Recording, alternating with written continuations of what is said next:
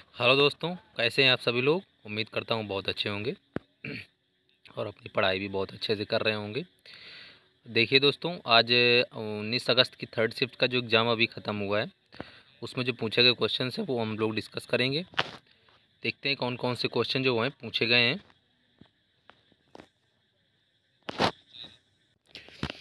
देखिए कौन से क्वेश्चन पूछे गए हैं। उससे पहले मैं आप सभी लोगों को बता दूँ, अगर आप हमारे चैनल पर नए हैं तो इसको सब्सक्राइब कर लीजिए, और अगर हमारा सेशन पसंद आए तो उसको लाइक भी करिएगा।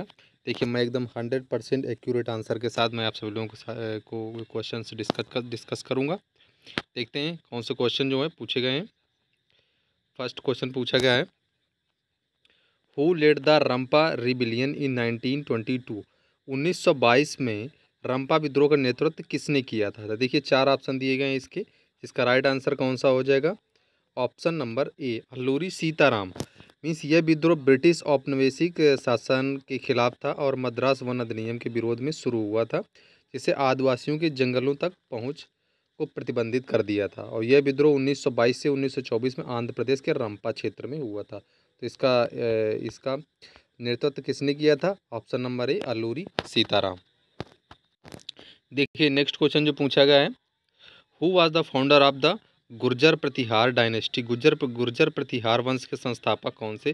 देखिए 4 ऑप्शन इसके दिए गए थे, देखते हैं राइट आंसर इसका क्या हो जाएगा। नागभट्ट प्रथम ने थे।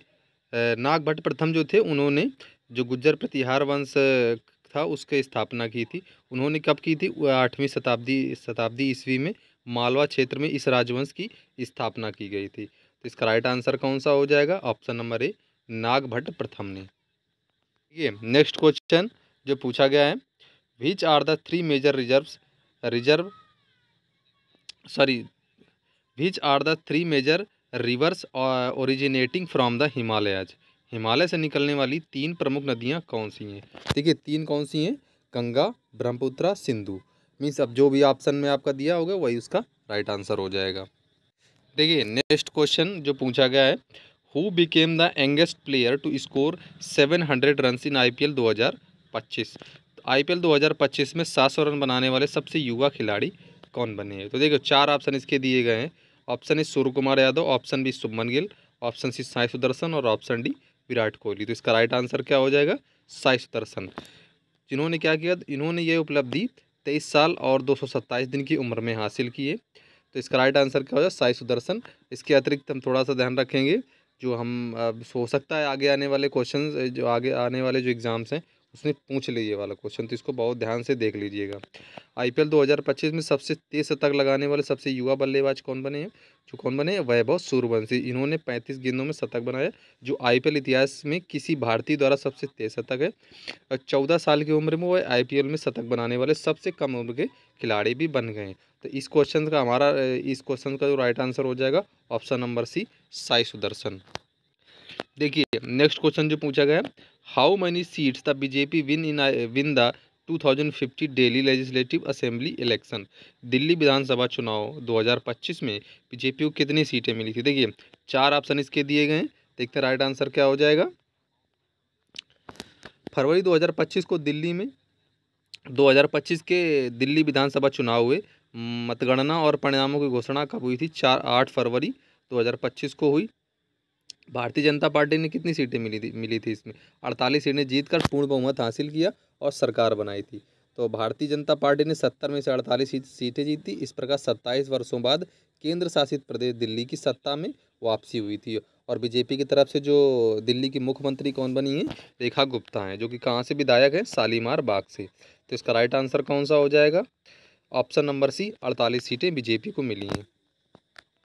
देखिए नेक्स्ट क्वेश्चन जो पूछा गया है, Tamar who was the leader of the Tamar rebellion. Tamar विद्रोह के नेता कौन थे। देखो 4 ऑप्शन है इसके, Birsa Munda, option B Ganga Narayan, option C शहीद शेख भिखारी और ऑप्शन डी है ठाकुर भोलानाथ सहाय। इसका राइट आंसर क्या हो जाएगा। तमाड़ विद्रोह के नेता भोलानाथ सहाय थे। यह विद्रोह 1789 से 1832 के बीच छोटा नागपुर क्षेत्र में तमाड़ की उराव जनजातियों द्वारा किया गया था। और यह विद्रोह मुख्य रूप से ब्रिटिश ईस्ट इंडिया कंपनी और स्थानीय जमीन द्वारा लगाए गए अत्याचारी करों और शोषण के खिलाफ था। तो इसका राइट आंसर कौन सा हो जाएगा? Option number D, Thakur Bholanath Sahay. देखिए नेक्स्ट क्वेश्चन जो पूछा गया है, Paul Ehrlich, a famous German scientist who made significant contribution in the field of chemotherapy was awarded the Nobel prize in which year? Paul Ehrlich एक प्रसिद्ध जर्मन वैज्ञानिक जिन्होंने chemotherapy के क्षेत्र में महत्वपूर्ण योगदान दिया, उन्हें किस वर्ष नोबेल पुरस्कार दिया गया था? तो देखिए चार ऑप्शन इसके दिए गए हैं। Option A 1908, option B 1910, option C 1915, option D 1920। देखिए इसका राइट आंसर क्या हो जाएगा? पॉल एलिच को 1908 में नोबेल पुरस्कार दिया गया था। उन्हें ये पुरस्कार कब मिला था? इसमें फिजियोथेरेपी या मेडिसिन के क्षेत्र में प्रतिरक्षा मीन्स इम्यूनिटी पर उनके काम के लिए रूसी जीव विज्ञानी इलिया मेचनिको के साथ संयुक्त रूप से दिया गया था। तो इसका राइट आंसर कौन सा हो जाएगा? ऑप्शन नंबर कौन सा हो जाएगा? ऑप्शन नंबर हो जाएगा A. Option number A is the right answer, 1908। देखिए नेक्स्ट क्वेश्चन है, what is the relationship between frequency and time in a second wave? ध्वनि तरंग में आवृत्ति और समय के बीच में क्या संबंध होता है? देखिए क्या संबंध होता है, जो एफ इज इक्वल टू होता है 1/t होता है, मीन्स साउंड वेव में फ्रिक्वेंसी और टाइम पीरियड का संबंध व्युत्क्रम मीन्स इन्वर्स होता है, मतलब F is inversely proportional time होता है। इसका राइट जो भी इसका आंसर हो जाए, मतलब आंसर ये हो जाएगा। अब ऑप्शन में आपका किस तरीके से पूछा गया था वो आप लोग देख लीजिएगा, इसका राइट आंसर क्या होगा। देखिए नेक्स्ट क्वेश्चन पूछा गया है, which article was added through the 86 constitution amendment? Means 86वें संविधान संशोधन के माध्यम से कौन सा अनुच्छेद जोड़ा गया था? तो देखिए इसके चार ऑप्शन दिए गए थे, देखते हैं इसका राइट आंसर क्या हो जाएगा। 86वें संविधान संशोधन जो कि 2002 में आया था, के माध्यम से अनुच्छेद 21A को भारतीय संविधान में जोड़ा गया था। और इस अनुच्छेद में क्या कहा गया है कि 6 से 14 वर्ष की आयु के बच्चों के लिए मुफ्त और अनिवार्य शिक्षा मीन्स राइट टू एजुकेशन का अधिकार संविधान द्वारा सुनिश्चित किया गया है। तो इसका कौन सा आर्टिकल इसमें जोड़ा गया है? ऑप्शन नंबर ए, आर्टिकल 21A। देखिए नेक्स्ट क्वेश्चन जो पूछा गया है, what was the objective of all India services act 1951? Akhil Bharatiya सेवा अधिनियम 1951 का उद्देश्य क्या था? देखिए इसके चार ऑप्शन दिए गए, आप लोग सही से इसको पढ़ लीजिएगा। और देखिए मैं इसका सही आंसर बताता हूँ क्या हो जाएगा। अखिल भारतीय सेवा अधिनियम 1951 का जो मुख्य उद्देश्य था, अखिल भारतीय सेवाओं जैसे भारतीय प्रशासनिक सेवा मीन्स IAS, IPS और भारतीय वन सेवा मीन्स IFOS के सदस्यों की भर्ती सेवा की शर्तों और आचरण को विनियमित करना था। यह अधिनियम केंद्र सरकार को राज्य सरकार के परामर्श से इन सेवाओं से नियुक्त व्यक्तियों की भर्ती और सेवा की शर्तों के संबंध में नियम बनाने का अधिकार देता है। ठीक है, और इसमें थोड़ा सा क्या हो जाएगा और जान लेते हैं। केंद्र और राज्यों के प्रशासनिक अधिकारियों के लिए एक समान सेवा व्यवस्था बनाना था। तो इसका राइट आंसर क्या हो जाएगा? केंद्र और राज्यों के प्रशासनिक अधिकारियों के लिए एक समान सेवा व्यवस्था बनाना means option number A, to create a common service structure for the central and state administrative services. Option A is the right answer. देखिए नेक्स्ट क्वेश्चन जो पूछा गया है, where does excess carbohydrate go in our body? हमारे शरीर में अधिशेष carbohydrate कहाँ जाता है? तो देखो चार ऑप्शन इसके दिए गए, आप लोग पढ़ लीजिएगा। देखिए मैं राइट आंसर बताता हूँ क्या हो जाएगा। हमारे शरीर में जब कार्बोहाइड्रेट की अधिकता होती है और तत्काल ऊर्जा की आवश्यकता पूरी हो जाती है, तो यह ग्लूकोज के रूप में भंडारित नहीं रह सकता। शरीर इसे वसा मीन्स फैट में परिवर्तित करके एडिपोज टिश्यू में संग्रहित कर देता है। तो इसका राइट आंसर कौन सा हो जाएगा? वसा में परिवर्तित कर देता है means convert into fat and store. Option number B is the right answer. देखिए नेक्स्ट क्वेश्चन जो पूछा गया है, who was in charge of revenue and finance during the Mughal period? Mughal काल में राजस्व और वित्त के प्रभावी को क्या कहा जाता था?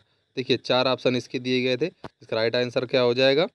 दीवाने कुल मुख्य दीवान के रूप में कार्य करता था, वह मुगलों के राजस्व प्रशासन का कार्यभार संभालता था। तो इसका राइट आंसर क्या हो जाएगा? ऑप्शन नंबर ए, दीवाने कुल। देखिए नेक्स्ट क्वेश्चन क्या पूछा गया, what type of cultivation can be done to avoid soil erosion in arid areas?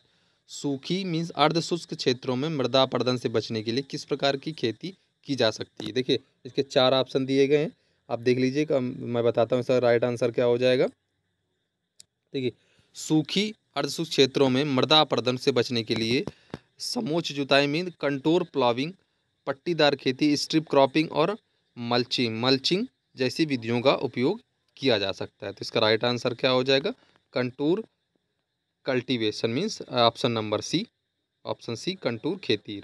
इसका राइट आंसर सी हो जाएगा। देखिए नेक्स्ट क्वेश्चन जो पूछा गया है ये रिपीटेड क्वेश्चन है। अगर आपने पिछले जो भी वीडियो मैंने बनाया अगर वो देखे होंगे तो ये क्वेश्चन उसमें मैंने बताया है, ये फिर से रिपीट किया है। तो इस वजह से आप सभी लोगों से अनुरोध है कि आप पूरा वीडियो मतलब जितने वीडियो अभी तक बनाए हैं सभी वीडियो को देख कर जाएँ, जिनका आगे आने वाला एग्ज़ाम है उसमें कहीं ना कहीं क्वेश्चन रिपीट हो रहे हैं। देखिए नेक्स्ट क्वेश्चन जो है पूछा है, which sector contribute the most to India GDP 1947।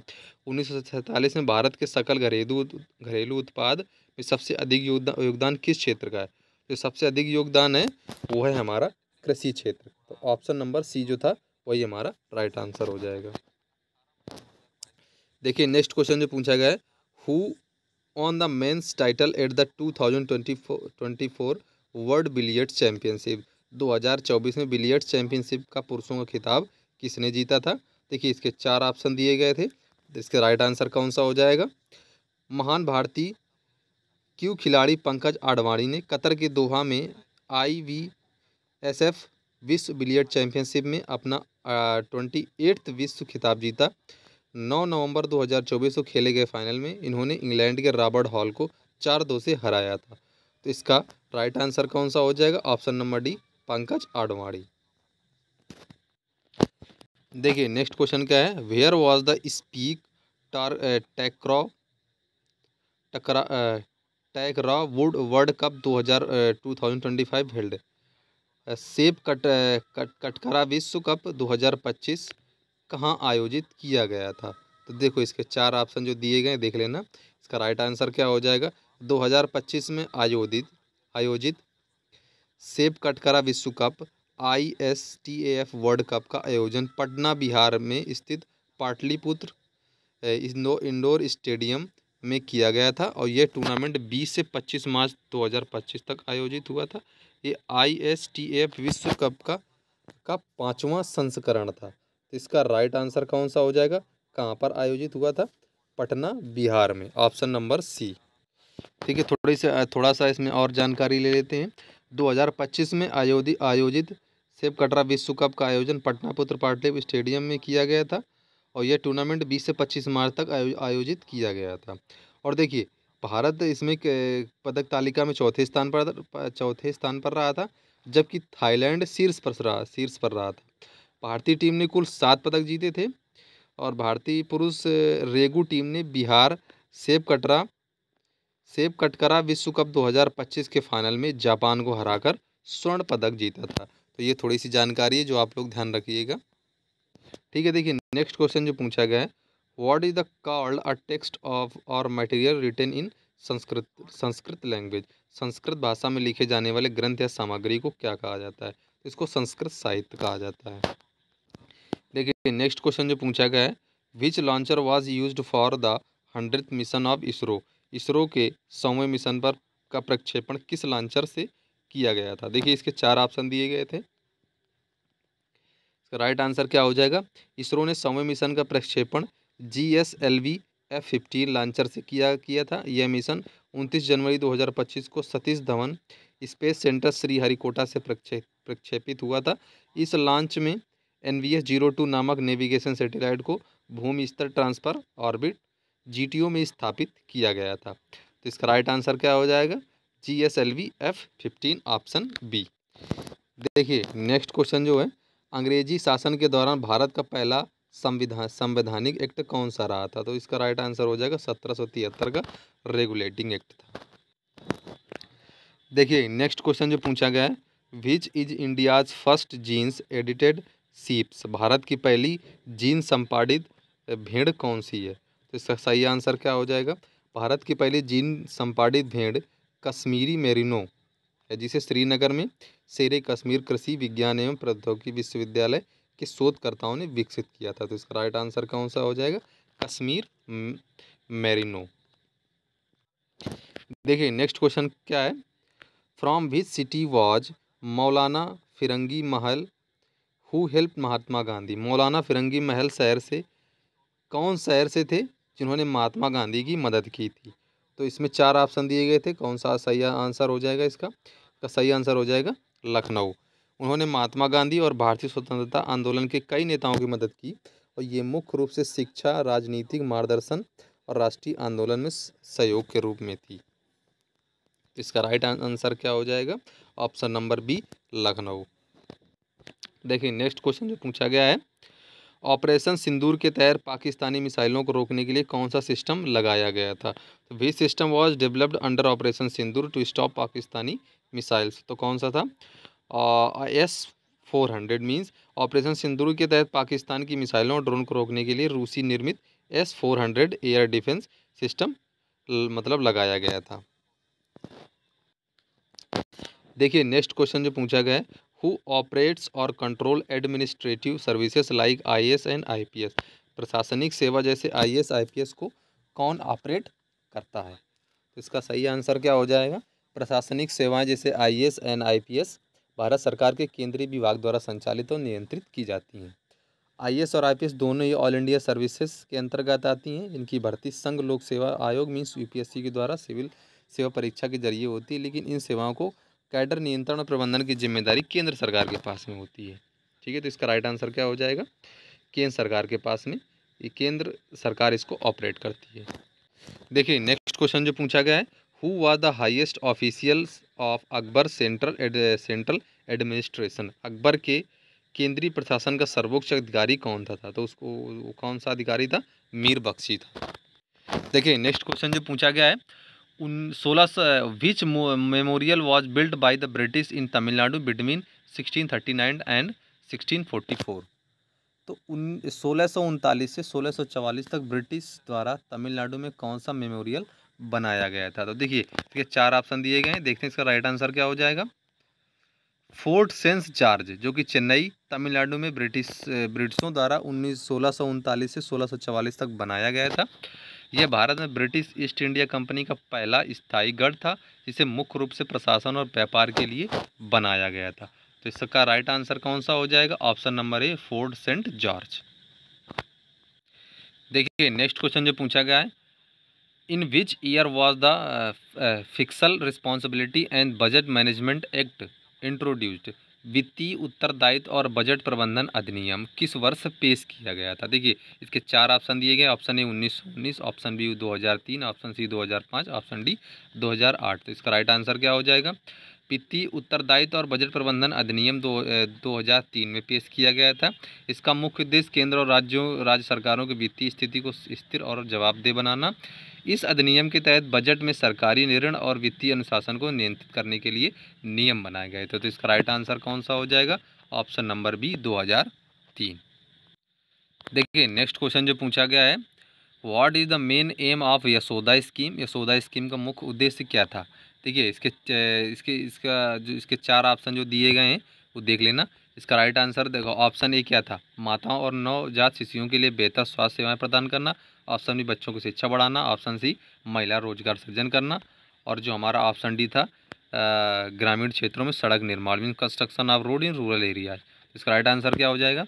Yashoda scheme का उद्देश्य गर्भवती महिलाओं और नवजात शिशुओं के लिए गुणवत्तापूर्ण स्वास्थ्य सेवाएं सुनिश्चित करना। इसके तहत गर्भवती महिलाओं को अस्पताल में सुरक्षित प्रसव, आवश्यक जांच और नवजात शिशुओं के टीकाकरण तथा स्वास्थ्य सुविधाएं प्रदान की जाती हैं। तो इसका राइट आंसर कौन सा हो जाएगा? Option number A, to provide better health care service for the mother and newborn. देखिए नेक्स्ट क्वेश्चन जो पूछा गया है, what is the main objective of Waqf amendment bill 2025। Waqf amendment bill जो 2025 का मुख्य उद्देश्य क्या था? तो वक्फ जो बिल था 2025 का मुख्य उद्देश्य वक्फ कंपनियों के संबंध को सुव्यवस्थित करना, जिससे पारदर्शिता और जवाबदेही बढ़ सके। यह बिल वक्फ संपत्तियों के दुरुपयोग को रोकने तथा विवादों में न्यायिक हस्तक्षेप का प्रावधान करने के साथ साथ सामाजिक कल्याण और विरासत स्थलों की सुरक्षा को भी बढ़ावा देता है।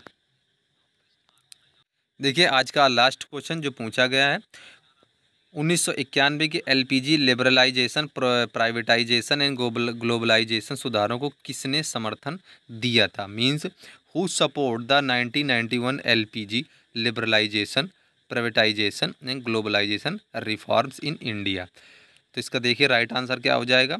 1991 के एलपीजी सुधारों को पीवी नरसिम्हा राव सरकार ने समर्थन दिया था, जिसमें मनमोहन सिंह जो क्या थे, वित्त मंत्री थे। इन सुधारों का उद्देश्य भारतीय अर्थव्यवस्था को रोकना, बाजार संचालित सिद्धांतों को अपनाना और आर्थिक विकास को बढ़ावा देना था। और इसमें थोड़ा सा देख लेते हैं, जो अंतर्राष्ट्रीय मुद्रा कोष और विश्व बैंक जैसे अंतर्राष्ट्रीय वित्तीय संस्थानों ने समर्थन दिया था। ठीक है, तो आज के लिए इतना ही। जो आज हमारा जो क्वेश्चन है जो पूछे गए हमने सारे डिस्कस कर लिए। आप लोग अपने अपने जो आंसर हैं उनको मैच कर लीजिए, और जिनका भी एग्ज़ाम है वो ज़रूर इस वीडियो को पूरा देख कर जाएँ, क्योंकि हो सकता है आगे आने वाले एग्ज़ाम्स में जो क्वेश्चन जो हैं वो रिपीट कर जाएँ। तो ठीक है, अगर आपको हमारा ये सेशन अच्छा लगा हो तो इसको लाइक कर दीजिए और चैनल को सब्सक्राइब ज़रूर कर लीजिए। ठीक है, धन्यवाद।